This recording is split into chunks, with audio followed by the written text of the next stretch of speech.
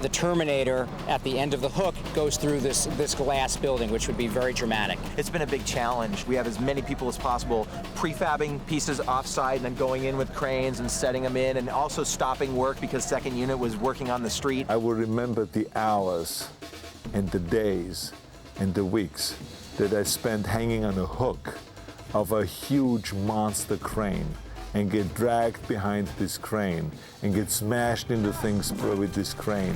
I mean, it was like unbelievable scenes where it was really close calls many times. The crane driver will be taking this 140-ton crane,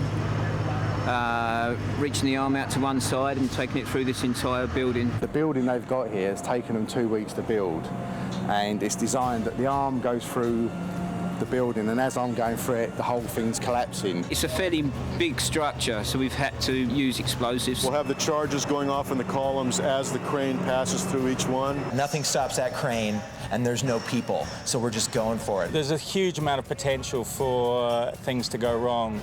The way we approach it really is through informing everyone very clearly what's happening, rehearsing.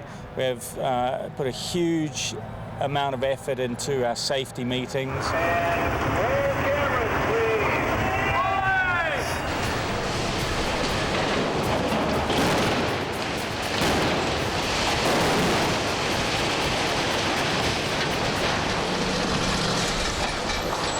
When they purposely build a complete building for you to destroy it, you can't help but feel good once you've done it, sort of thing, you know, it's just great.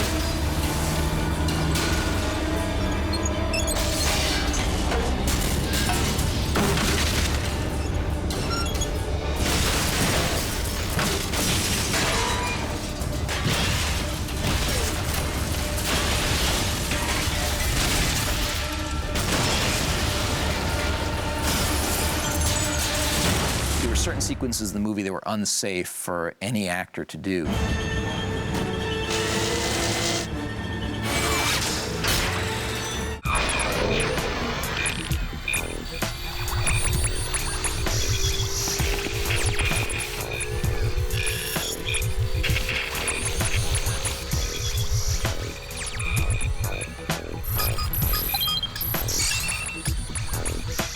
There was a really cool idea floating around of, well, maybe at the end, you know, the crane should flip, and then she's inside it. It's like, okay, well, how are we going to do that?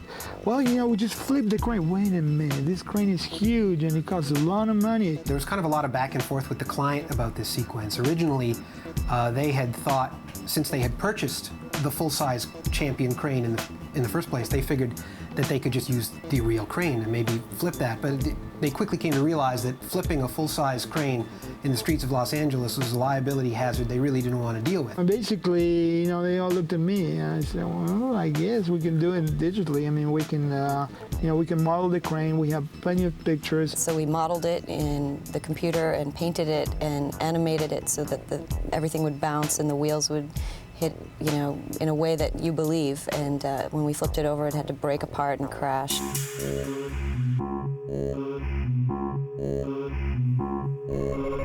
So what we would start with is we got background plates of basically an empty street in which the crane was going to go. And they simulated a camera move to kind of follow the crane flipping up and over. And this shot would be the crane impacting the ground, and this shot was going to be the crane coming towards camera and eventually wiping camera out. To minimize our headache in coming up with an accurate animation and simulation for this thing, we blocked in the entire 4-shot sequence using a very simple model and just hand animating and doing very simple simulations to get a client buy-off on how the crane would flip. And once that's decided, then we go to work creating it and making it look photorealistic. And then we start getting incarnations of it on film, and we look at it and we go, well, we believe this part of it, we don't believe that part of it. This represents kind of our first take with the full-size real model. And we've started adding in some extra touches like you know, little bits and pieces falling off, a little bit of extra vibration in the crane boom and the cab. So the simulations are starting to progress a little bit more. You can see we're starting to add a lot of debris falling off the crane. Actually, considerably more debris than would ever fall off in a real vehicle that flips through the air. It's like every single piece comes unglued the minute it starts to fly over. If you were to actually carefully count them all, there's probably more wheels flying through the air than the crane even has on it. So it's just way over the top, but it just looks so much better because of it. These are the final shots in the sequence where you can see the finalized, all of the elements have come together. The compositing crew has finessed all the various dust elements and debris elements and spark elements and flame and explosion elements. Got all the depth in the compositing working. Put some camera shake in there so you really feel that explosion. The pavement breakup's been pretty much finalized.